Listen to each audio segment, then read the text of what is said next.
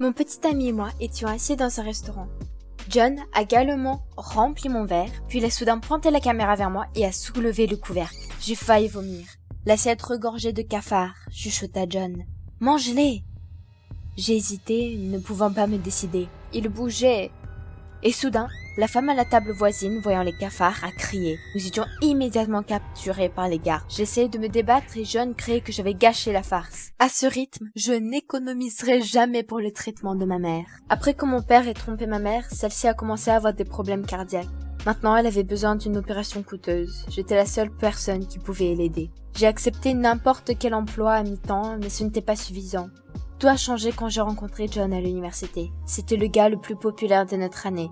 Toutes les filles étaient folles de lui, mais John m'a choisi. Nous avions une relation comme dans les films. Même lorsque John a découvert ma situation, il ne s'est pas détourné mais a proposé de faire des farces avec lui. Si nous devenions des blogueurs connus, l'argent coulerait à flot. Depuis lors, nous n'avons cessé de tourner pour TikTok et YouTube. Nous avions enveloppé le campus de papier toilette et mis des rats dans la salle de chimie. C'était terrible, mais John n'arrêtait pas de me dire que c'était pour devenir populaire. Au final, je finissais toujours par accepter. Une fois, nous nous sommes même déguisés en sans-abri et nous sommes allés dans une bijouterie. La vendeuse a essayé de nous servir, mais elle s'est mise en colère. Nous avons échappé de justesse aux flics qu'elle avait appelés. Après cette farce, nous avons gagné plein d'abonnés. Le public a adoré. Bientôt, j'ai eu mon premier argent.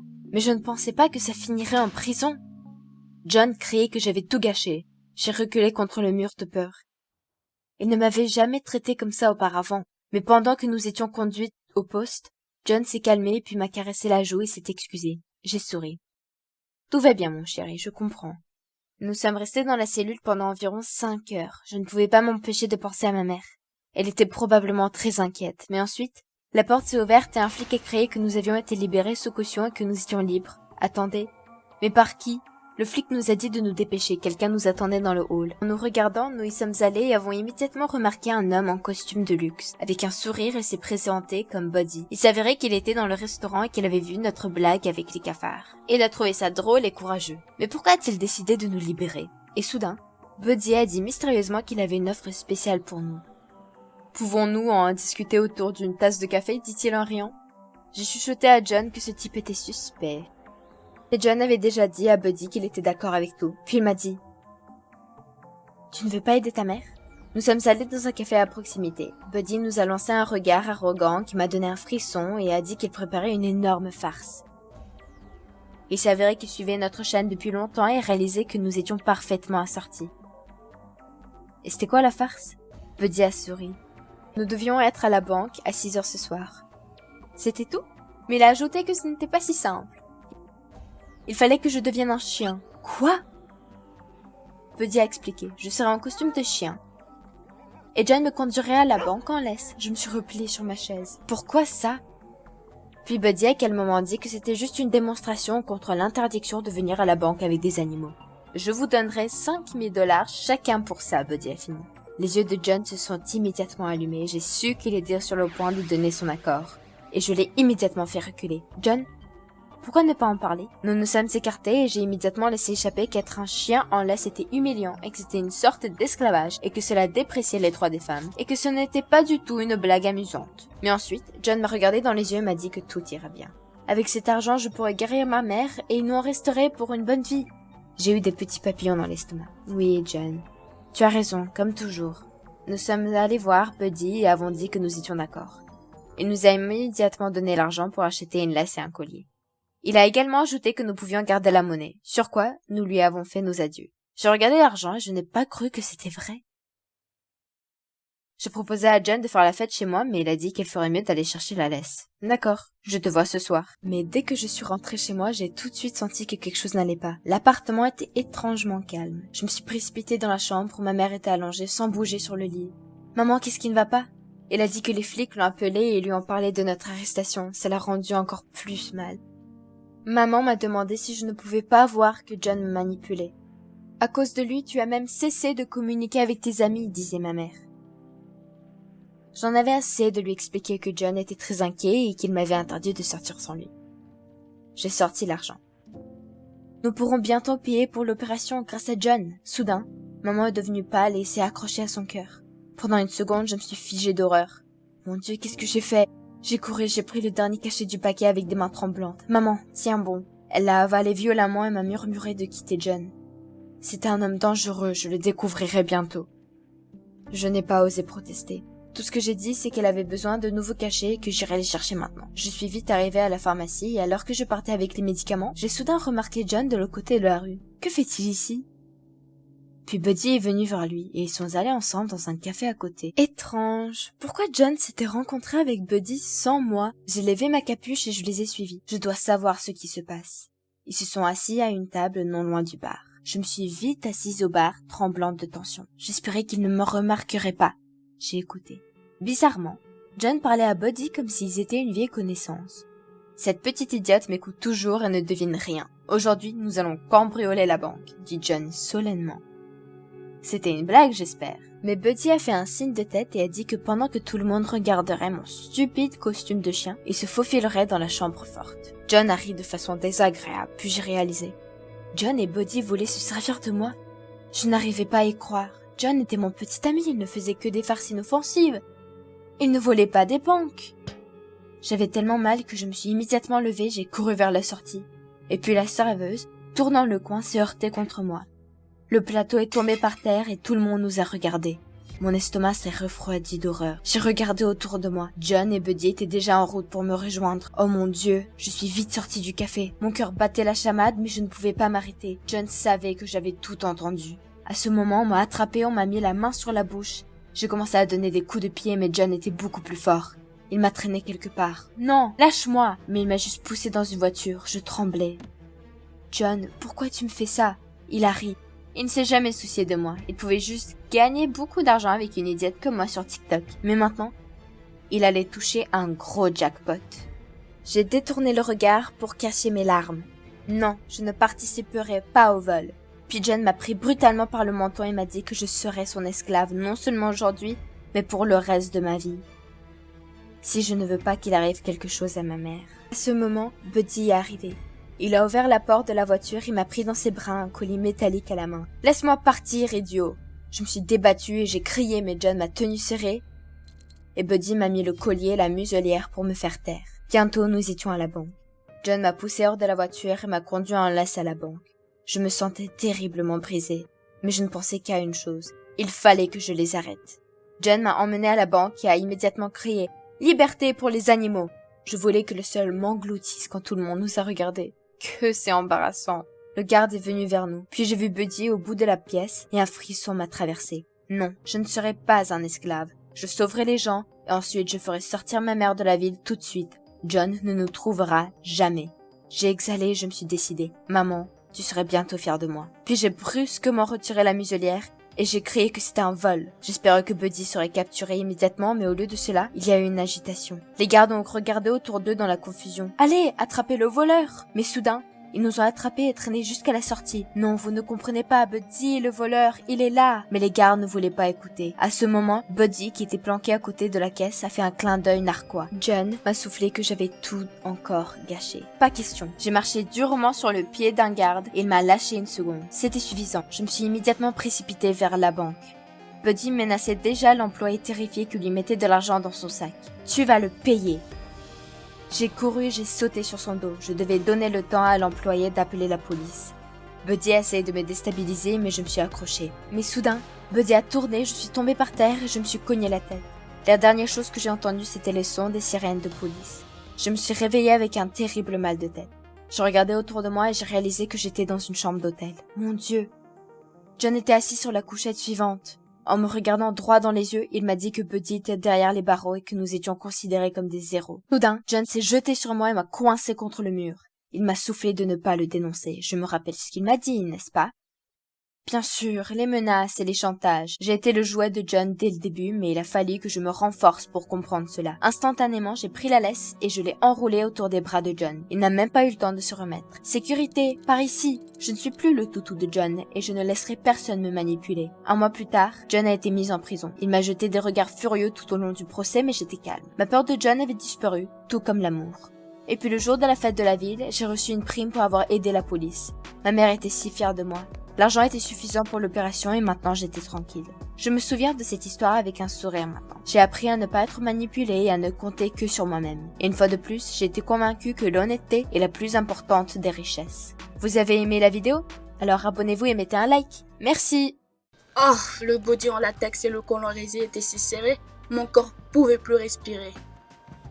J'ai ouvert le rideau du dressing, j'ai attendu que ma mère dise quelque chose, mais elle a juste regardé, s'est retournée et s'en est allée.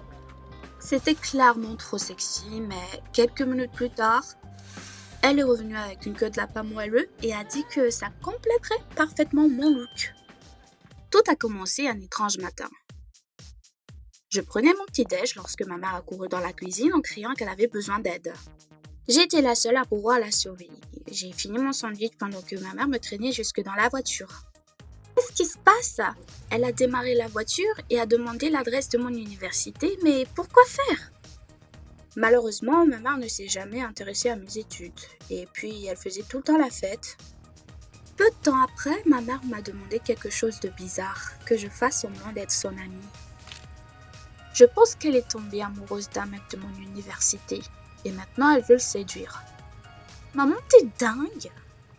Quand nous sommes arrivés à l'université et que nous nous sommes arrêtés à l'entrée principale, elle a pointé du doigt l'un des gars. Le choc! Mon camarade de classe, Franck! Ça fait un an que je suis amoureuse de lui! Nous n'avons parlé que très peu de fois, mais ça a suffi pour comprendre que nous étions âmes sœurs. Et maintenant, ma mère et moi, on aime le même gars? Je suis dégoûtée. Tu vas m'aider, non? La voix de ma mère m'a ramenée à la réalité. J'ai hésité. Et c'était vraiment absurde. Personne ne croira que nous sommes amis. Puis, elle m'a bien fait comprendre que si je ne l'aide pas, elle ne paierait plus pour mes études. Je pouvais voir par son attitude qu'elle était sérieuse. Après m'avoir donné naissance à 17 ans, ma mère n'a jamais essayé de continuer ses études. Moi, je voulais pas d'un tel destin pour moi. J'ai hésité, mais j'ai quand même accepté de l'aider à séduire Franck. J'espère juste qu'elle passera bientôt à un autre gars. Elle fait toujours ça. Maman a décidé que je l'emmènerais à la fête où Franck serait, puis maman ferait tout elle-même. En parcourant les pages Facebook des étudiants, j'ai découvert que les parents d'un gars étaient partis et qu'il allait organiser une fête de type Playboy. Ma mère était ravie, mais je n'étais pas d'humeur. J'espérais jusqu'à la fin que les oreilles de lapin suffiraient pour le costume. À l'heure fixée, on se tenait sur le pas de la porte. Je brûlais de honte à cause de ce body moulant. Mais ma mère était aux anges. Des mecs ivres nous sifflaient de l'autre côté de la rue. J'ai appuyé fort sur la sonnette. Dépêchez-vous, laissez-nous entrer. Mais quand ma camarade de classe Anne nous a ouvert la porte, il s'est avéré que tout le monde à la fête portait des vêtements normaux. Sérieux? Anne a expliqué que les autres filles avaient trop honte pour venir en costume révélateur. Et puis a demandé quel était le nom de mon amie. Ai-je commencé? Mélanie. Ma mère m'a lancé un regard réprobateur en entrant. J'ai presque fait tout foirer. Pendant que ma mère planait devant le miroir, j'ai décidé de visiter un peu la maison. Soudain, j'ai vu Franck souriant gentiment à une fille. J'ai eu mal au ventre, je ne savais pas qu'il avait une petite amie. Puis ma mère est revenue. Et j'ai pensé que depuis qu'elle avait remarqué Franck avec une fille, elle allait décider de renoncer à son idée folle. Mais non. Ma mère a dit un jeune n'était pas un rival pour elle. Et dès que Franck est allé leur chercher des boissons, maman a attrapé une bougie allumée et allé vers la fille. Maman, arrête! Je l'ai vu tenir fermement la bougie dans les cheveux de la fille. Et ses boucles s'enflammèrent en un instant. Heureusement, le feu s'est rapidement éteint, mais la petite amie de Franck a failli perdre ses cheveux. Ma mère était heureuse de s'être débarrassée si facilement de sa rivale. Elle était sur le point de flirter avec Franck, mais un des gars allait appeler la police. On s'en va, juste ce dont on a besoin. Les flics! Ma mère a lancé un regard langoureux à Franck et s'est présentée. Mon Dieu, c'est tellement embarrassant. Le lendemain, maman m'a traîné dehors pour suivre Franck et le rencontrer accidentellement. Maman a trouvé sa page Instagram et a vu qu'il passe généralement son temps à jouer aux machines à sous. Et elle m'a amenée là-bas. Toutes les filles étaient vêtues de sweats à capuche, alors qu'elle avait trop l'air provocante dans sa robe moulante. Tout le monde nous regardait. Ma mère s'en moquait. Elle cherchait Franck. Heureusement, il n'était pas là. Nous étions sur le point de partir quand ma mère a crié « Le voilà !» Et elle m'a traîné jusque là-bas. Franck jouait sur le plateforme de danse. Il était si cool quand il dansait. Je le fixais et bien sûr, il m'a remarqué. Embarrassée, je me suis approchée de lui et je me suis immédiatement excusée pour hier. Mais ma mère était intervenue. Elle a commencé à se demander comment on gère sur les plateformes de danse comme Scott Pilgrim dans le film d'horreur. Quoi ? Avant que je ne puisse protester, ma mère m'a attrapée et m'a immédiatement traînée vers la plateforme de danse. Je ne sais pas du tout danser et ma mère non plus. Mais ma mère a tellement essayé, elle transpirait même. Et je tremblais impuissante, espérant entrer un peu dans le rythme. Je ne pensais pas que ça pouvait être pire, mais soudain, ma mère m'a frôlée et j'ai perdu l'équilibre. Franck a essayé de me rattraper, mais je suis tombée et je me suis tordu la jambe. Ça faisait si mal. Il a examiné ma cheville et a dit qu'il n'y avait pas de fracture. J'avais juste besoin de mettre de la glace. Ma mère a commencé à convaincre Franck que tout allait bien. Elle a proposé d'aller sur une autre plateforme, mais Franck a refusé. Vous auriez dû voir le visage de ma mère. Elle brûlait de jalousie. Je suis allée à l'université le lendemain, même si ma jambe me faisait encore mal. Franck m'a demandé comment je me sentais à chaque pause. C'était vraiment gentil. Il a dit que j'étais cool et il aurait aimé que nous parlions avant. Il m'a fait chavirer. Est-ce qu'on peut vraiment être quelque chose ?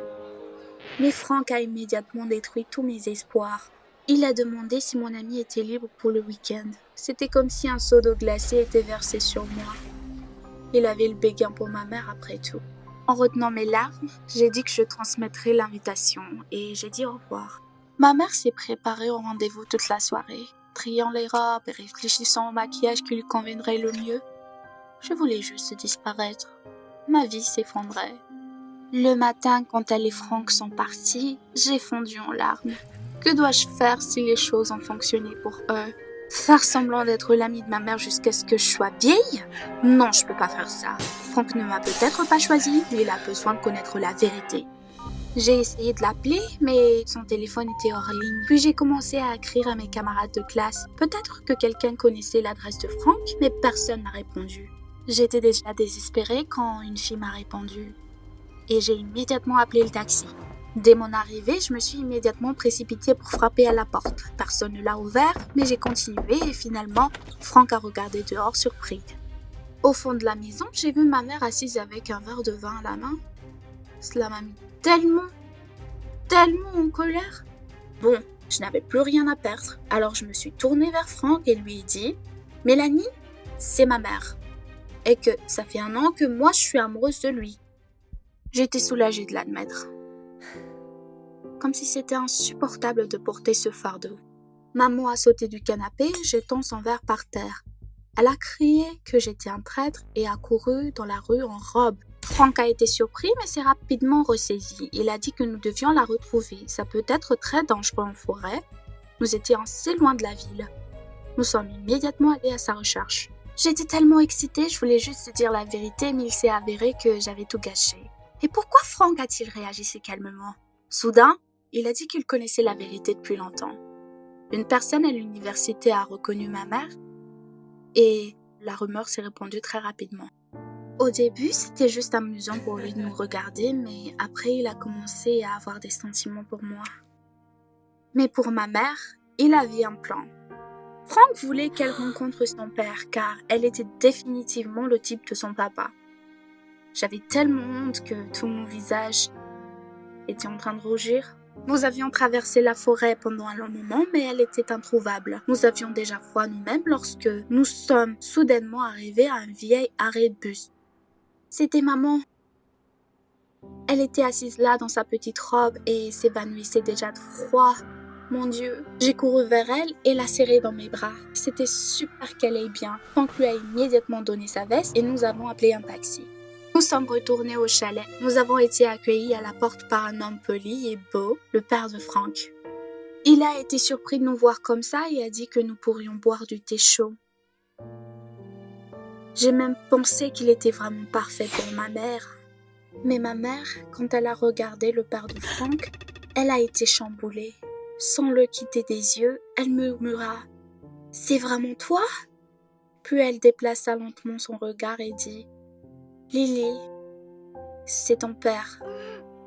Dis bonjour. » Je pouvais sentir mes jambes vaciller. Je pense que je viens de découvrir que j'étais amoureuse de mon propre frère depuis 1 an. J'étais très en retard et j'ai couru en écartant la foule des hipsters. Festival punk stupide. Mais ensuite, je me suis arrêtée. Dans la foule, j'ai remarqué que mon copain marchait avec une fille, la serrant dans ses bras. Qu'est-ce que ça veut dire? Je l'ai rattrapé et j'ai attrapé son bras. Qui c'est? Mais Ron, comme si de rien n'était, a dit que c'était sa nouvelle petite amie. J'étais furieuse. Qu'en est-il de notre relation? Ron rit. Disons que je l'avais trompé en premier. Je ne savais pas de quoi il parlait. Puis, Ron m'a montré une photo de moi en train d'embrasser un barman dans une discothèque. Mais comment ça se fait? Anxieuse, j'ai essayé d'expliquer que c'était probablement juste une fille qui me ressemblait beaucoup. Mais Ron ne voulait même pas m'écouter. Il est juste parti avec la fille. Dévastée, j'ai marché jusqu'au café où Wendy, mon amie, m'attendait. Nous devions nous rencontrer avant mon entretien. Wendy m'a fait un clin d'œil rapide en disant « Je vois pourquoi tu es en retard ». Mais ensuite, elle a remarqué que j'étais aussi pâle qu'un fantôme. J'ai essayé de dire quelque chose, mais je n'ai pas pu m'en empêcher. Et j'ai commencé à pleurer. Je lui ai parlé de Ron, de la photo, et que nous avions rompu. Je pensais que Wendy me soutiendrait, mais soudain, elle a dit que je n'avais pas à lui mentir. Elle était à cette fête et a tout vu de ses propres yeux. Wendy m'a même parlé. Apparemment, j'étais vraiment ivre. Il était clair pourquoi je ne me suis souvenu de rien. Mais je n'avais jamais bu un verre de ma vie. Mais Wendy ne m'a pas cru. Et elle était censée être ma meilleure amie? Je ne voulais plus lui parler. J'ai regardé ma montre et j'ai réalisé que j'étais en retard pour l'entretien. J'avais un entretien important prévu pour un poste de journaliste pour une grande maison d'édition. Mes parents voulaient vraiment que je construise une brillante carrière. J'étais sortie en un éclair. Il a fallu beaucoup de temps pour se frayer un chemin à travers la foule de punks hurlants. J'ai donc dû arriver vers le début de la réunion. Et puis à l'entrée, un mec au passage m'a percuté. Une tache rouge s'est immédiatement répandue sur mon chemisier. Ce crétin m'a aspergé d'alcool bon marché. Zut alors! J'ai couru aussi vite que possible vers la toilette la plus proche pour laver mon chemisier. Heureusement, la tache a été enlevée, mais je n'ai eu le temps de la sécher de manière si provocante. Je ressemblais à une concurrente dans un concours de t-shirts mouillés. Que penserait-il de moi? De plus, maintenant on pouvait voir la vilaine cicatrice sur mon épaule droite. J'en étais gênée depuis que j'étais enfant. En soupirant, j'ai boutonné mon chemisier et je courus à l'entrevue. Plus rien à perdre. Dès que je suis entrée dans le bureau du patron, il m'a jeté un regard dédaigneux. Bien sûr, un chemisier transparent. Et je sentais le vent. Avant que je ne puisse dire bonjour, le patron a brusquement dit que je ne leur convenais pas. Et tout ça à cause du chemisier? J'ai essayé d'expliquer, mais le patron m'a tendu un journal d'hier avec le titre « Punk Festival Scandale ». C'était moi sur la photo. L'article disait que j'étais terriblement ivre et que je chantais des chansons obscènes, à peine habillée, jusqu'à ce que la police m'emmène. J'ai cru que c'était complètement absurde. Lors de ces événements, j'étais à la bibliothèque et je me préparais aux examens. Mais le patron ne m'a pas cru. Il ne voulait pas de gens qui vont gâcher l'image de l'entreprise. J'ai pris le journal avec moi quand je suis partie. Cette maudite hipster a ruiné ma vie. J'avais besoin de savoir qui elle était. Je suis donc allée à ce stupide festival. C'était dégoûtant, mais en tant que journaliste, il fallait aller jusqu'au fond des choses. J'ai montré une photo de la fille à un groupe de punk et j'ai posé des questions sur elle dans les bars. Et tout le monde a dit la même chose, que j'étais sur la photo et que j'étais cool. Merci pour votre aide. À un moment donné, j'ai pensé que c'était une farce de quelqu'un que je connaissais. Photoshop? Mais dans quel but? Soudain, mes pensées furent interrompues par un éclair de feu brillant. Je me suis approchée du site et puis, au milieu des flammes, je l'ai vu. Mon clone jonglait avec les balles enflammées. Je pouvais voir une cicatrice sur son épaule gauche qui ressemblait à la mienne. Elle a probablement eu au spectacle de feu. Mais pourquoi exposer une telle laideur? La fille a terminé sa représentation et je suis allée la voir. La fille hipster était prise au dépourvu. Mais qu'est-ce que... Es-tu mon clone? Le nom de la fille était Alice. Elle m'a dit en riant qu'elle aussi avait été harcelée par des rumeurs selon lesquelles elle avait enlevé tous ses piercings et était enfermée dans la bibliothèque. J'ai essayé de lui expliquer que ma vie avait beaucoup plus souffert, mais Alice était absorbée par ses propres pensées. Elle pensait que tout était très drôle. Puis, Alice a été interrompue. Il était nécessaire de retourner à la représentation. Si t'as besoin de quelque chose, clone, tu sais où me trouver, dit-elle, avant de regagner la scène. Je suis rentrée chez moi dans un état de confusion totale. Qu'est-ce qui m'est arrivé? À la maison, j'ai parlé à mes parents de cette folle, Alice, et leur ai montré la photo. Elle était la raison pour laquelle j'ai échoué à l'entrevue. Ils ont jeté le papier sans même le regarder. Et si c'était mon clone ou ma sœur? Je me suis pas calmée, mais papa a dit que cela n'avait aucun sens. Tout ce qui importait était mon échec. Maintenant, tu dois étudier 2 fois plus pour entrer à l'université. Il a annoncé que je serais assignée à résidence jusqu'aux examens. Lui et ma mère ont décidé que pendant ce festival, je n'avais rien à faire dans la rue. Je devais penser à mon avenir. D'accord, papa, mais je ne pouvais pas arrêter de penser à Alice. Qui était-elle et d'où venait-elle? Nous avions besoin de reparler. J'ai donc décidé de m'enfuir de chez moi et de sortir par la fenêtre. Je n'avais jamais violé les interdictions de mes parents auparavant, mais la vérité était bien plus importante. Alice était contente de me voir, mais j'ai immédiatement sauté sur elle et lui ai demandé pourquoi elle voulait ruiner ma vie. Mais Alice a gestré et a dit que tout ce qui était en train de se passer était pour le mieux et a offert de participer à un spectacle de feu ensemble. Ce sera spectaculaire, comme un spectacle de feu jumeau. Eh bien non. Pourquoi j'agiterais les boules de feu à moitié nues? Mais Alice a posé une condition. Elle parlerait d'elle en détail après ma participation à l'émission. Eh bien, j'étais prête à tout pour découvrir la vérité. Pour avoir une similitude totale, Alice nous a fait identiques. Nous sommes devenus complètement indiscernables l'une de l'autre. Nous avons pratiqué un peu et le spectacle a commencé. Je ne m'y attendais pas, mais c'était un vrai délice. Pendant le spectacle, je ne pouvais pas quitter Alice des yeux. Avec les feux allumés, elle avait l'air si libre, si confiante. Pas d'obligation, pas de bourrage, pas de règles. Oh, j'aimerais pouvoir ressentir cette liberté pendant une seconde.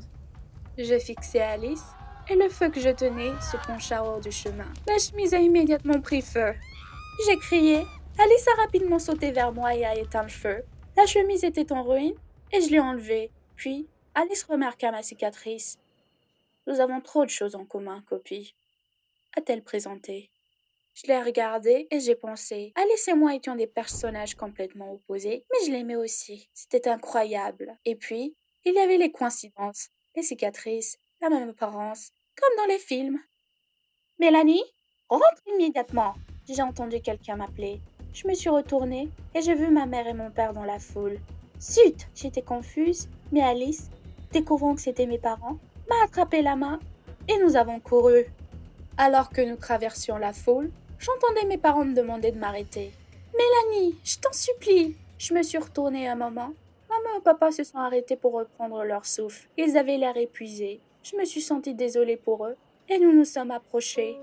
Quand ma mère a vu Alice et moi, côte à côte, elle a été stupéfaite. Elle a regardé sa cicatrice avec étonnement, essayant de dire quelque chose, puis s'est évanouie. Mais Alice n'était pas confuse et a appelé une ambulance. Maman ne s'est réveillée qu'à l'hôpital, et la première chose qu'elle a dite, c'est qu'Alice était ma sœur. Il s'est avéré que nous étions nées jumelles siamoises, et que nos épaules étaient fusionnées. La chirurgie de séparation était censée être facile, mais les médecins ont dit à ma mère que ma sœur n'avait pas survécu. Mais maintenant, elle a reconnu Alice. Elle sentait que c'était sa fille. Je savais que j'étais adoptée, dit Alice. Elle m'a parlé de sa mère. Elle travaillait comme infirmière dans une maternité et était sans enfant. Une fois, en colère, sa mère a crié qu'Alice n'était pas sa fille. Et c'est pourquoi elle était tout le temps dans les problèmes. Alice s'est enfuie de chez elle. Elle a toujours été attirée par la vie libre des punks. Il s'avère que l'infirmière avait kidnappé Alice. Oh mon Dieu, j'avais une sœur. Je ne pouvais pas y croire. Les larmes coulaient sur mes joues, et Alice n'arrêtait pas de rire et de nous étreindre. Sa vraie famille. La santé de ma mère n'était pas en danger, et nous sommes rentrés rapidement à la maison. Tous ensemble, Alice voulait rester avec nous pendant le festival. Cela ne me dérangeait pas du tout. Bientôt, j'ai réussi les examens et mon assignation à résidence a été levée. J'ai donc pu aller au spectacle de feu, même si je le cachais souvent à mes parents. Alice a passé plus de temps avec nos parents. Elle était contente d'avoir trouvé sa vraie famille. Nous pensions à s'échanger de place depuis longtemps et au final, nous avons décidé de déménager. Nous nous sommes mis les vêtements l'une de l'autre et avons prétendu qu'Alice allait continuer à traîner avec ses punks. Mais en fait, elle était restée à la maison avec nos parents et je suis partie à la conquête des étendues d'une nouvelle vie cool. Alors, viens au prochain spectacle de feu, je vais tout déchirer. J'étais allongée sur une table d'opération dans un garage qui sentait la moisissure. Peut-être qu'il n'était pas trop tard pour abandonner, mais il m'a fallu tellement de temps pour y arriver. Non, je dois devenir une beauté d'animé. Le chirurgien portait un masque sous anesthésie. Tout ce que j'avais à faire était d'inspirer et de me réveiller une nouvelle personne avec un nouveau visage. Tout a commencé il y a un mois, lorsque Chris a été transféré dans notre classe. C'est un beau garçon. Des yeux bleus, une frange, il ressemblait à un personnage d'animé. Mais j'ai immédiatement réalisé que je n'allais rien obtenir. J'avais la peau rugueuse, j'étais petite et je ne pouvais même pas mettre 2 mots ensemble à la vue d'un joli gars. Et soudain, Chris, qui s'est dirigé vers son siège, m'a souri. J'ai immédiatement rougi. A-t-il vraiment prêté attention à quelqu'un comme moi? Si c'était le cas, alors j'avais une chance de communiquer avec lui ou même... Mais comment? J'ai immédiatement demandé conseil à Steve, mon voisin et mon seul ami. Mais pour une raison quelconque, Steve s'est affolé et a mormonné que je ne devais pas m'inquiéter. C'était suffisant pour être mon ami. Voilà pour les conseils. Chris s'est instantanément lié d'amitié avec tous les gars cool de la classe. Ils traînaient toujours ensemble et j'avais même peur de m'approcher de lui. Ce n'est qu'à la fin de la semaine après l'école qu'il est resté en classe pendant un certain temps. C'était ma chance.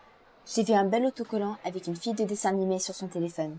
Je suis allée vers lui et je lui demandais ce que cela signifiait. Chris a immédiatement répondu avec fierté que c'était l'emblème du fan club d'animé qu'il dirigeait. Je voulais continuer la conversation, mais ensuite Chris a été appelé par des amis de la classe et il s'est enfui. Je l'ai suivi. Mon ami Steve attendait dans le couloir et nous sommes rentrés à la maison ensemble, comme d'habitude. Je n'arrêtais pas de dire que Chris était un otaku.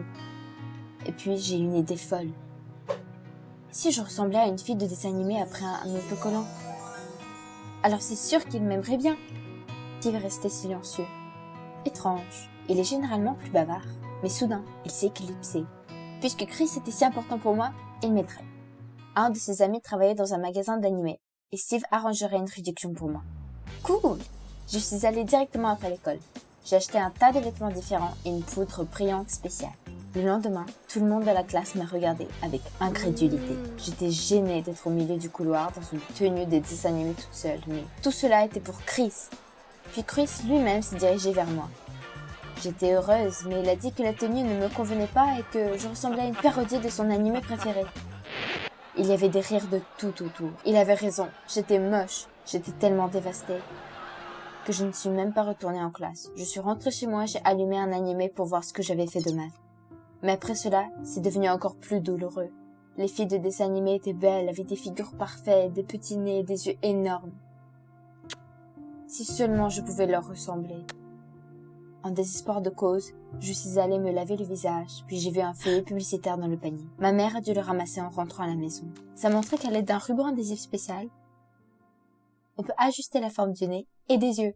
Bingo! Je me suis précipitée au magasin, puis j'ai travaillé toute la soirée et le matin. Je rassemblais à ces beautés de l'anime. Le ruban adhésif serrait la peau terriblement. J'avais peur qu'il ne tombe et j'ai touché mon visage discrètement. J'ai croisé Steve dans le couloir, mais au lieu de me complimenter sur la façon dont j'avais changé, il m'a demandé, abasourdi, ce que je m'étais fait. Lâche-moi, Steve. Tu ne comprends rien. Le cours d'éducation physique commençait. Quand je suis apparue dans ma salle, tout le monde a allaité. Et Chris s'est immédiatement approché de moi et m'a même proposé de courir ensemble. Ça a marché. Nous avons bavardé et j'ai essayé de ne pas montrer mon excitation. Mais quand Chris m'a invité à une fête dans 3 semaines, j'ai failli tomber. Bien sûr, je lui ai dit oui. Nous avons fait un cercle autour du gymnase. Je transpirais. La sueur coulait même sur mon visage. Et puis Chris m'a regardé bizarrement. Qu'est-ce qui ne va pas? Il s'est avéré que ce fichu adhésif s'était décollé et qu'il pendait. C'était un échec. J'ai essayé de me détourner, j'ai prudemment demandé à Chris si son invitation était toujours valable. Mais il s'est contenté de sourire et de dire effrontément que maintenant il m'inviterait si seulement je me faisais faire de la chirurgie plastique. Il était sûr que cela ne m'aiderait pas non plus. Puis il est parti tout audacieux. J'étais désespérée. À la maison, Je me suis enfermée dans ma chambre et j'avais même peur de voir mon visage hideux dans le miroir. Soudain, on a frappé à la porte et je me suis précipitée pour l'ouvrir. C'était peut-être Chris qui était venu s'excuser, mais bien sûr que non. Comment j'étais naïve. Steve se tenait sur le seuil de la porte, des fleurs à la main. Il n'arrêtait pas de dire que j'étais belle, ce qui me mettait encore plus en colère. Je suis laide et tu dois voir un médecin pour vérifier ta vue. Il voulait dire autre chose, mais dans un moment de colère, j'ai claqué la porte. J'ai éteint mon téléphone et je regardais un dessin animé pendant des jours. Je n'arrêtais pas de penser à Chris. Je rêvais de lui et je me suis même réveillée en criant son nom. Il semblait m'obséder, ou alors j'étais malade. Bientôt, YouTube m'a donné une nouvelle vidéo. L'héroïne de l'émission était une femme qui avait subi une 12aine d'opérations chirurgicales. Elle ressemblait à un monstre. Ouais, c'est ça. Après tout, on peut probablement se faire passer pour n'importe qui. Mais pour une personne d'animé aussi. Et puis la pensée de l'opération m'a pris au sérieux. Et je me suis immédiatement rappelé les derniers mots de Chris. La fête était dans 2 semaines. Je vais y arriver. Et puis Chris serait à moi. Le lendemain, je me suis empressée d'appeler les cliniques. Mais personne ne voulait m'opérer à cause de mon âge. Eh bien non, je n'abandonnerai pas. Je suis entrée dans le darknet. Ici, je pourrais certainement tout trouver. Et je suis tombée sur un médecin. Il travaillait illégalement. J'avais peur, mais j'ai décidé de l'appeler quand même. Le médecin a accepté de m'opérer, mais cela allait me coûter 500 $. Où est-ce que je pourrais trouver autant d'argent? Puis, je me suis souvenu que dans le magasin d'animés, où j'avais acheté les vêtements, il y avait une annonce. Urgent, besoin animateur. Je me suis précipitée. Mais il y avait déjà toute une foule de jeunes qui rêvaient d'obtenir ce poste. C'était de l'argent facile. Je n'ai pas eu d'autre choix que d'appeler Steve. Le magasin était tenu par une de ses connaissances. Je lui ai menti en lui disant que j'avais besoin d'argent pour acheter des jolies chaussures de dessin animé. Steve a écouté en silence et a dit sèchement qu'il m'aiderait, mais seulement si je l'ai à le fait avec lui et pas avec Chris. J'ai failli m'étouffer. Nous sommes amis, mais il n'y avait rien à faire et j'ai accepté. 1 heure plus tard, je portais déjà un costume de Totoro. C'est l'un des héros cultes du dessin animé. Si je distribuais des brochures pendant 12 heures par jour, je récolterais sans problème la quantité nécessaire en 1 semaine. Mais après 1 heure dans la rue, j'étais prête à abandonner. Il faisait très chaud dans le costume. En plus, personne ne m'a pris un seul tract. À un quartier plus loin du magasin, je suis tombée sur un champ de foire. J'ai rencontré un grand succès. Les brochures étaient en train d'être volées, mais soudain, quelqu'un m'a tapé sur l'épaule. Je me suis tournée pour voir un homme énorme dans un costume Totoro similaire qui se tenait devant moi. Il m'a dit que c'était son territoire et que je ferais mieux de partir. Je ne pense pas, maudit Totoro. Puis, une bagarre éclatait entre nous. Nous étions à terre, tortillant maladroitement dans les costumes, jusqu'à ce que notre patron arrive en courant. Je pensais qu'il allait punir ce salaud, mais il m'a jeté dehors sans me payer 1 centime. Je suis rentrée chez moi en courant, en m'étalant de la sueur, de la saleté sur le visage. Et où pourrais-je gagner de l'argent pour l'opération? C'est fini. Quand je suis rentrée chez moi, j'ai automatiquement cherché des vêtements propres dans le placard. Et puis, les vêtements d'animé du magasin me sont tombés dessus, d'où j'étais expulsée en disgrâce. J'ai frissonné de haine pour le patron. J'ai travaillé toute la journée dans un costume stupide et il ne m'a même pas payé. Qu'est-ce que j'étais censée faire? Le temps était court et j'avais besoin d'argent pour l'opération. Et puis je me suis souvenue que lorsque je me changeais, il fermait la caisse et qu'elle était pleine d'argent. Je crois que j'ai un plan. Et à ce moment-là, Steve a appelé. Juste à temps. Je lui ai tout dit. Je n'ai pas été payée dans ce foutu magasin.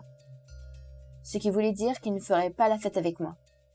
Sauf s'il m'aidait avec le braquage. Steve était horrifié et a essayé de m'en dissuader. Alors je l'ai traité de lâche et j'ai raccroché. Le beau Chris ne se comporterait certainement pas ainsi. Eh bien, je le ferai moi-même. J'ai trouvé un pied de biche en fer dans les garages de mon père et je suis allée au magasin ce soir. Après avoir attendu que le patron ferme la porte à clé, j'ai mis le masque du méchant de l'anime Shishio Makoto et je me suis glissée à la fenêtre. Et puis quelqu'un m'a pris par l'épaule. J'ai été stupéfaite par la peur. Steve se tenait derrière moi. Il m'a pris le pied de biche en disant que tout le quartier viendrait en courant au son du verre. Et m'a tendu les clés. Il a réussi à les voler à son ami. « Waouh, Steve, tu as décidé de m'aider ?» Nous sommes rapidement rentrés dans le magasin. J'ai pris l'argent et nous sommes immédiatement partis. 1 demi-heure plus tard, nous rentrions à la maison en marchant dans le parc. Et j'étais si heureuse. Dans ma joie, j'ai même dit à Steve que maintenant j'en avais suffisamment pour l'opération. Je serais une vraie fille de dessin animé. En entendant cela, Steve est devenu pâle. Il a dit qu'il comprenait tout. Je l'ai utilisé. Après quoi, Steve s'est retourné et est rapidement rentré chez lui. Pendant 1 seconde, je me suis demandé si j'avais fait le bon choix avec Steve. Mais j'ai essayé de repousser toutes ces pensées. Bientôt, Chris apprécierait mes efforts. Et je ne m'inquiéterai certainement plus. Le lendemain, je suis allée voir le chirurgien. J'ai exhalé et je suis rentrée dans le garage où mon opération devait avoir lieu. Quel trou minable! J'espérais ne pas être infectée par quelque chose ici. La lampe a clignoté, le masque anesthésique ressemblait à un instrument de torture. Je me suis allongée sur la table et j'ai fermé les yeux. Et le chirurgien m'a mis un masque sous anesthésie. Est-ce que je vais vraiment faire ça pour un type? Me suis-je dit à la dernière seconde? Soudain, il y a eu un crash. Quelqu'un a enfoncé la porte. C'était Steve. Il a crié au chirurgien de s'éloigner de moi et qu'il allait appeler les flics, me traînant pratiquement hors du garage. J'ai résisté, mais Steve a alors sorti son téléphone de sa poche. Quel genre d'absurdité était-ce? Mais ensuite, j'ai vu comment, dans une nouvelle vidéo, Chris se moquait de mes photos en costume d'animé devant ses amis.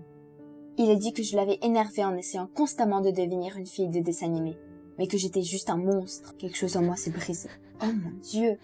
Tout ce temps, il se moquait de moi. Et j'ai failli me défigurer. Mais les flics sont arrivés en courant dans le noir et ont menotté Steve. Le propriétaire du magasin d'animé l'a reconnu grâce aux images de la caméra et Steve a été retrouvé. Non, attendez! J'ai vu Steve être conduit au loin et je savais qu'il a fait tout ça pour moi. Mais maintenant, ils allaient l'emmener à la police à cause de moi. J'ai pris ma décision et j'ai crié aux flics que j'avais poussé Steve à le faire. Après cela, on nous a emmenés ensemble au poste de police. J'avais très peur que nous soyons envoyés en prison, mais comme nous étions mineurs, on nous a finalement donné un mois de travail correctionnel. Le premier jour, nous avons transporté des sacs d'ordures. Mais même ici, Steve a essayé de m'aider. À la fin de la journée, il a commencé à pleuvoir et nous étions épuisés à attendre le bus. On aurait dit une scène de Totoro. Je voulais le dire à Steve, mais il s'est soudain tourné vers moi et m'a embrassée. Et soudain, malgré mon apparence, je me suis sentie la plus heureuse du monde. Et j'ai réalisé que pendant tout ce temps, il y avait une personne qui m'appréciait et m'acceptait pour ce que j'étais. J'ai pleuré de bonheur, et à ce moment-là, le bus est arrivé. Vous avez aimé la vidéo? Alors, abonnez-vous et mettez un like. Merci. Je me suis regardée dans le miroir et je me suis pas reconnue. Avec une cicatrice énorme à travers mon visage, je ressemblais à un monstre. Personne ne voudra de moi. Dieu merci, c'était une fausse cicatrice pour participer à une expérience d'un magasin en vogue avec le but de voir si une fille défigurée comme moi peut trouver un copain en 3 jours. Si je réussis, je vais toucher $1000. J'étais d'une famille pauvre. Je n'avais ni fringues branchées, ni téléphone dernier modèle. Je me suis sentie exclue. Être belle mais pauvre, c'était humiliant. Alors j'avais besoin de cet argent. La production m'a interdit de parler de ma fausse cicatrice. Sinon, je perdais tout l'argent. En plus, je devais faire un selfie toutes les 3 heures et l'envoyer pour prouver que ma cicatrice était intacte sur mon visage. Mais j'avais un plan. J'ai caché de la production que j'avais déjà un copain. Alors, fric facile. J'étais sûre de Zach. Il m'a toujours dit qu'il allait m'aimer, quoi qu'il arrive. Alors je suis allée à l'école. Et bien sûr, les gens me jetaient des regards. J'ai vu Zach devant la salle de bio. Il discutait avec ses amis. « Coucou Zach, c'est moi !» Quand il m'a vu, il a reculé. Je lui ai dit que j'avais eu un accident et que je l'aimais. Zach semblait être dégoûté. Il s'est retourné et avant de partir, m'a dit qu'il ne voulait plus d'une fille défigurée. Quoi? Comment? Il me disait avant qu'il serait toujours là pour moi. À peine le cours de bio était terminé, j'ai couru aux toilettes. J'ai voulu arracher cette cicatrice. Tout d'un coup, j'ai entendu des voix des filles. Elles parlaient de moi. Zach a laissé tomber cette mocheté. Il avait déjà un rendez-vous avec une pom-pom girl. J'étais trahie et vexée. Il va le regretter. Je suis sortie des toilettes et je me suis dirigée dans la salle de sport où je pensais de trouver Chris, le capitaine d'équipe de rugby. Il se détestait avec Zach. Je voulais conquérir Chris, gagner de l'argent et me venger de Zach en sortant avant que son ennemi juré. J'ai commencé à flirter avec Chris, ma spécialité. Mais il s'est mis à rire. Avant, déjà, il me trouvait pauvre. Maintenant, j'étais pauvre et défigurée. Quel idiot! J'ai voulu partir, mais il m'a coincé. Il a commencé à me photographier avec son téléphone. Ça suffit, Chris. Arrête! Mais il me serrait très fort. Je ne pouvais pas me libérer. Quelqu'un l'a soudain appelé. C'était Cody, l'intello de ma classe. Il a dit que l'entraîneur le cherchait partout. Chris s'est empressé, le laissant libre. J'ai dit à Cody que j'avais pas besoin de lui pour me libérer. Il s'est excusé, disant qu'il voulait seulement m'aider. Il a proposé de m'emmener chez moi. Je ne voulais pas que quelqu'un me voie avec ce loser, mais j'étais pas contre une promenade en voiture. Mais j'ai compris trop tard que c'était en vélo. Pendant le trajet, j'étais morte de honte. Mais c'était mieux que d'entendre les commentaires des gens dans le bus. Cody, la boule, n'arrêtait de me regarder. Mais qu'est-ce qu'il me veut? Et là, j'ai pensé qu'il était le gars idéal pour cette expérience. Je vais vite charmer ce pauvre garçon. Je vais le présenter comme mon copain à la direction. Alors pourquoi pas l'inviter à un rendez-vous romantique? Je lui ai proposé cette idée. À ma surprise, Cody a refusé. Hésitant, il m'a dit qu'il était occupé ce soir et est vite parti. Je ne croyais pas à mes yeux. Même lui ne voulait pas de moi. Il me restait très peu de temps. Le jour suivant était encore plus pénible. Les gens autour de moi se moquaient de moi et Zach m'évitait. Mais c'est pas grave, je vais survivre. Mon but, c'est cet intello de Cody. J'ai glissé 2 billets de cinéma ainsi qu'un petit mot dans son casier. J'ai écrit que j'allais l'attendre après l'école à la sortie de secours. Cody sera à moi. J'étais confiante. Après les cours, je l'attendais à la sortie. Mais à la place de Cody, une bande de hooligans était déjà là-bas. Ils m'ont aperçu et leur chef m'a arraché le sac à dos de mes mains. J'ai essayé de riposter mais ils m'ont vite saisi pendant que leur chef fouillait les poches de mon sac. Quand il a compris qu'il n'y avait pas d'argent, il a décidé de balancer mon sac sur un arbre. Je me suis débattue en marchant sur le pied d'un des mecs. J'ai voulu attraper mon sac, mais je me suis tourné le pied et je suis tombée par terre. Cette bande de racailles ont commencé à rigoler quand Cody y apparut de nulle part. Il a mis un gros coup à leur chef et a chassé tout le monde. Une boule? Plutôt un coup de boule. Il m'a sorti de la boue, m'a pris mon sac et m'a emmené vers son vélo. Quand je lui ai demandé comment il savait faire ça, il m'a expliqué qu'il avait fait du karaté auparavant. On a raté le film, donc on a décidé de rentrer en vélo. J'étais pas du tout contre. Au contraire, j'ai bien apprécié le trajet à vélo de hier. Une fois à la maison, Cody m'a fait un compresse qui m'a soulagé la douleur de ma jambe. C'était le moment idéal pour me rapprocher de lui. Je m'apprêtais à l'embrasser quand il m'a arrêté et m'a posé la question sur ma cicatrice. Il me repousse encore? Mais non, il me regardait avec un air compréhensif. Il comprenait c'était quoi d'avoir un défaut sur le corps. Mais de quoi parle-t-il? Cody a déboutonné sa chemise. Une énorme cicatrice traversait sa poitrine. J'ai jamais vu un truc pareil. En réalité, Cody a subi une opération de cœur quand il était enfant. La cicatrice n'avait jamais diminué. Il est devenu timide à cause des moqueries. Il a abandonné son activité préférée, la natation. Il n'allait plus à la plage car il ne voulait pas que les autres le voient torse nu. J'ai ressenti une telle honte. Moi, ça faisait que 2 jours et déjà j'en pouvais plus de ces moqueries. Et tout ça pour l'argent. C'était même pas vrai. Mais pour Cody, c'était un vrai problème. Mon téléphone a vibré. Le rappel qu'il ne me restait que 2 jours. Il fallait que je me dépêche. J'ai décidé d'inviter Cody à la plage. Quand il me verra en bikini, il serait immédiatement d'accord pour sortir avec moi. J'ai dit que nos cicatrices ne devaient pas nous empêcher de faire ce qui nous plaisait.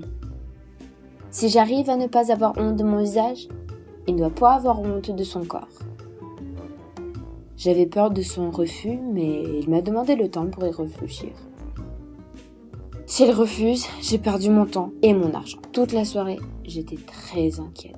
Mais tout d'un coup, j'ai reçu un SMS de Cody. Il m'a dit qu'il avait pris du temps à réfléchir. Il allait me prendre demain matin. Le matin du dernier jour de mon expérience avait arrivé. Nous sommes allés à la plage. Je suis restée en maillot, mais Cody semblait très tendu et regardait autour de lui. Je l'ai pris par la main. Je lui ai dit que c'était pas si grave. Il faut se décider une fois pour toutes. Cody alors a enlevé son t-shirt, mais il gardait sa main contre sa poitrine, couvrant la cicatrice comme il pouvait.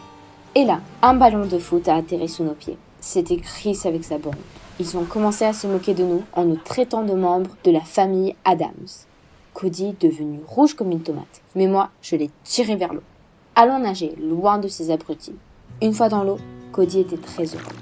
La natation lui manquait tellement. Nous avons nagé jusqu'à un grand crochet qui nous cachait de tous. Nos regards se sont croisés. Cody était tout ému. Il m'a avoué qu'il était amoureux de moi depuis l'école secondaire. Je m'attendais pas à ça. Il a voulu m'embrasser. Et moi, j'étais pas contre.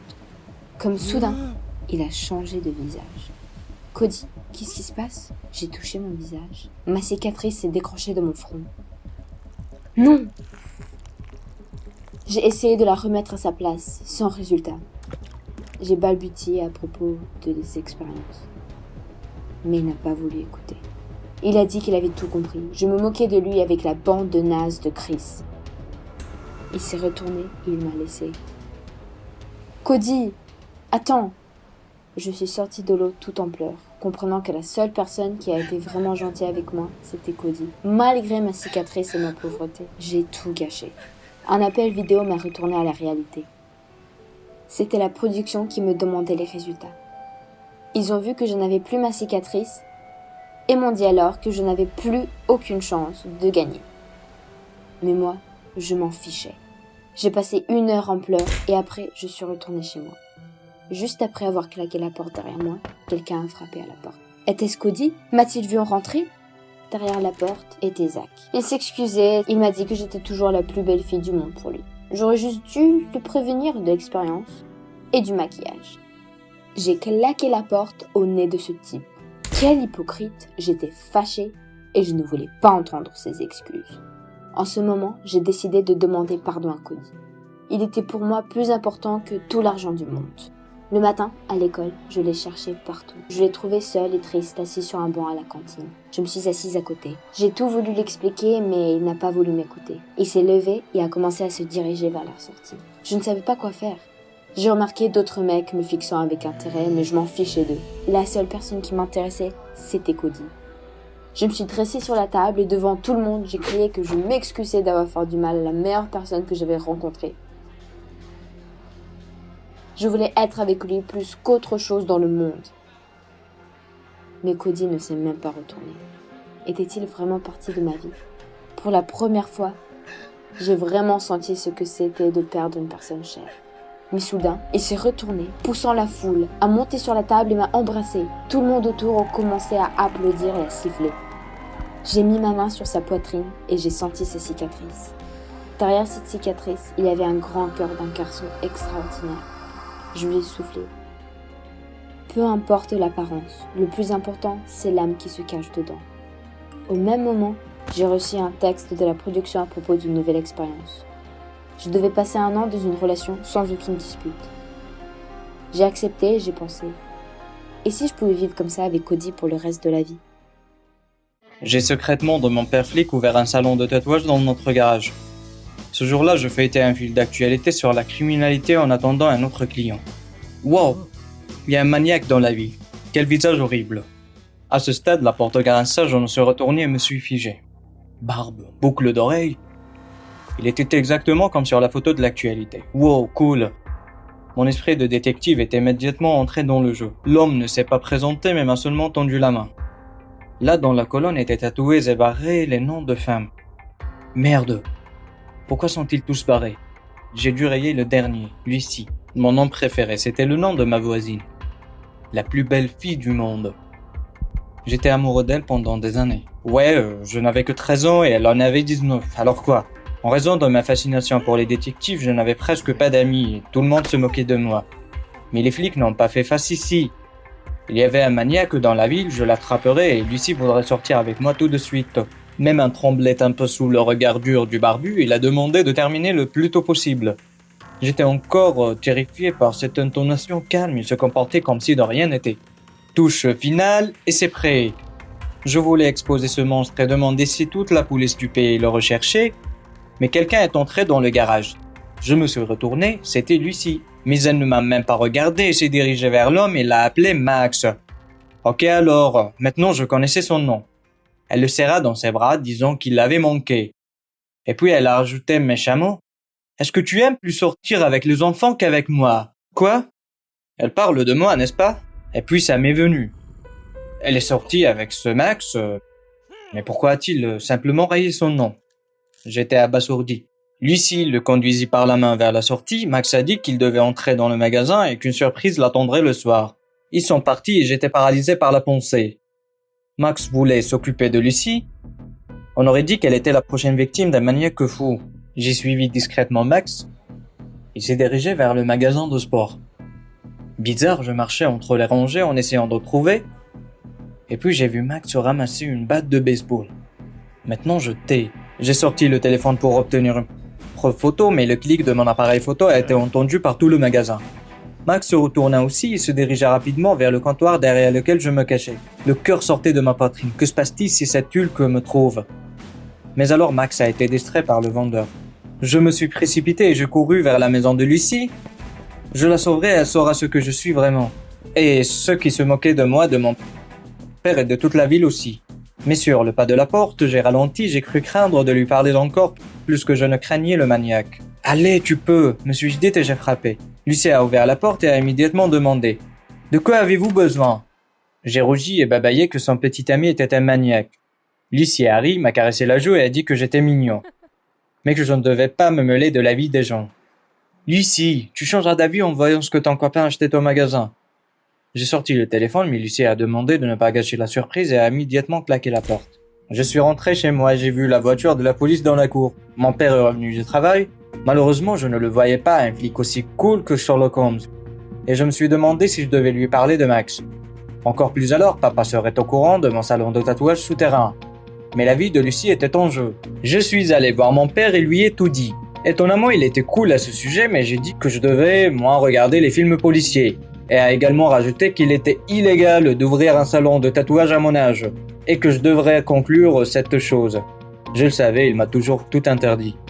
Mais après une petite pause, il ajouta mystérieusement qu'il avait déjà vu mon album tatoué, et pensait que j'étais doué mais uniquement en dessin, et les investigations devraient être gérées par des professionnels. Ensuite, il a promis qu'il ferait passer ce Max dans le système demain, et s'est allongé sur le canapé en regardant la télévision. Soudain, il y eut un rugissement du moteur à l'extérieur, j'ai regardé dehors. C'était le vélo de Max. Il s'est arrêté pour Lucie et l'a emmené quelque part. J'ai besoin de les rattraper.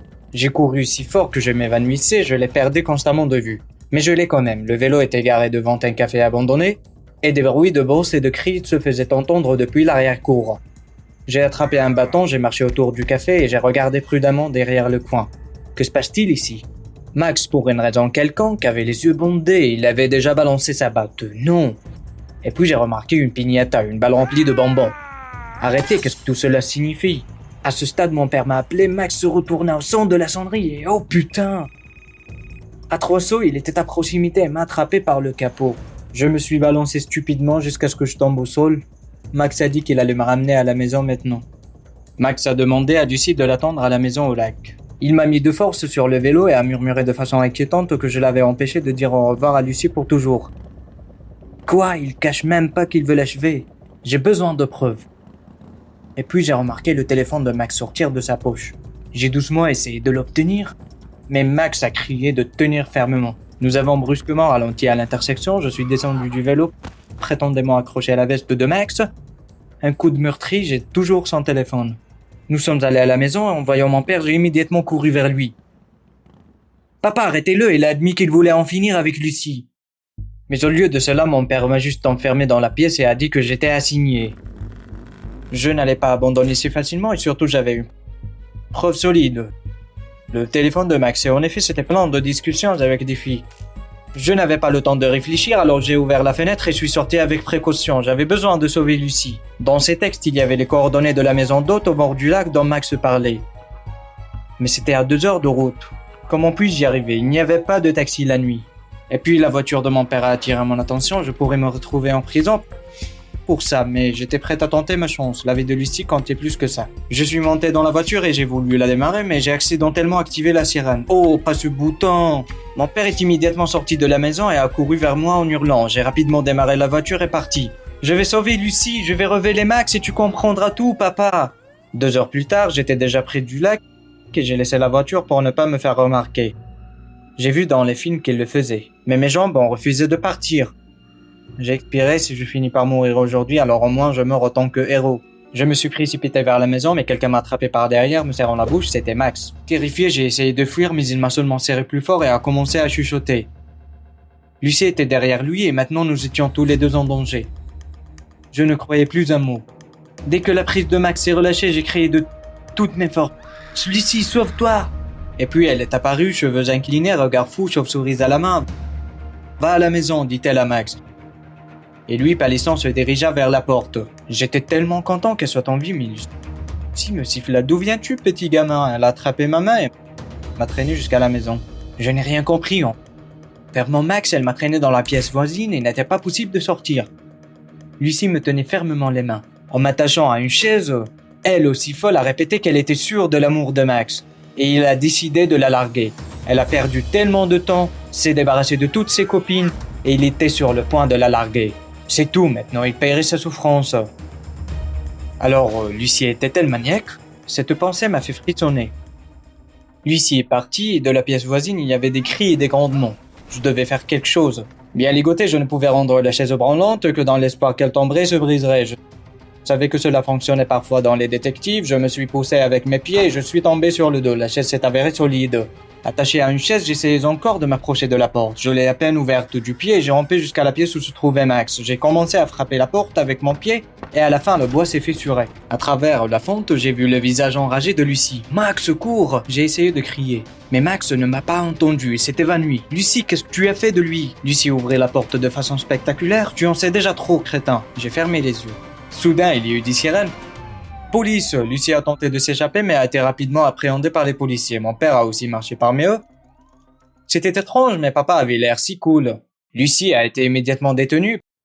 Papa m'a dit lié et a dit que je venais de sauver la vie de Max. J'étais tellement reconnaissant à mon père pour son aide, mais comment m'a-t-il trouvé? Il s'est avéré que toutes les voitures de la police étaient équipées de balises, donc ce n'était pas difficile. Sur le chemin du retour, papa a dit que j'avais un flair pour les criminels, tout comme il l'avait fait dans sa jeunesse. Je n'ai rien compris, qu'en est-il de cette photo d'actualité? C'était Max. Papa a éclaté de rire et a dit que toutes les barbes étaient similaires. Je devais faire attention quand je blâmais quelqu'un. Quelques semaines plus tard, papa a attrapé un vrai maniaque et Lucie s'est avéré n'avoir rien fait de cela aux filles de Max. Elle les a seulement intimidées en les forçant à rompre avec lui. Alors j'ai vite fermé le salon de tatouage et plongé dans les valises. J'ai décidé de dessiner uniquement pendant mon temps libre. Pour l'instant, je me prépare activement pour être admis à l'académie de police. Et un jour, Max est venu chez moi, nous nous sommes étreints comme de vieux amis, nous avions vécu tellement de choses ensemble. Et puis, il a dit qu'il était venu pour un nouveau tatouage, et même si je ne l'ai plus fait, Max m'a convaincu en disant que c'était très important pour lui. J'ai demandé quel nom nous tatouerions cette fois. Max m'a répondu brièvement la vôtre. C'était la seule raison pour laquelle il croyait encore aux gens et n'oublierait jamais comment je l'ai sauvé. Et les filles le larguaient tout le temps. Il ne sait rien, je lui ai dit que Lucie était à blâmer pour avoir rompu avec les filles. Max était stupéfait, il a dit qu'il avait déjà pratiquement perdu confiance en lui, mais maintenant il comprenait pourquoi toutes les filles l'avaient laissé tomber. « Merci mon pote », dit Max. Puis je lui ai avoué que j'avais tort aussi quand je l'ai pris pour un maniaque et quand je pensais qu'il était possible d'attraper des criminels comme dans des films. Maintenant j'ai décidé de changer de vie et de m'inscrire dans une académie de police après l'école. Après cela, Max m'a sévèrement serré la main et m'a dit qu'il croyait que je serais définitivement un vrai flic.